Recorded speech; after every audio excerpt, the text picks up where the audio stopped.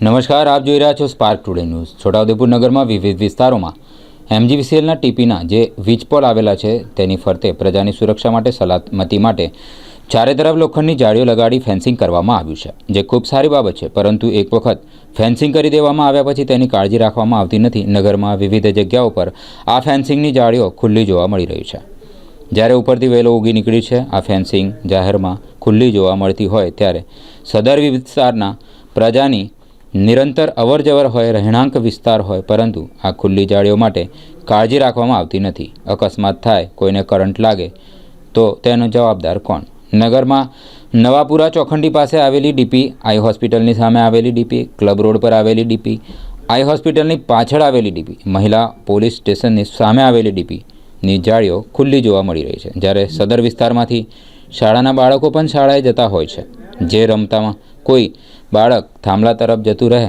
અને કરંટ લાગે તો તેનો જવાબદાર કોણ? તેવા અનેક પ્રશ્નો ઊભા થઈ રહ્યા છે।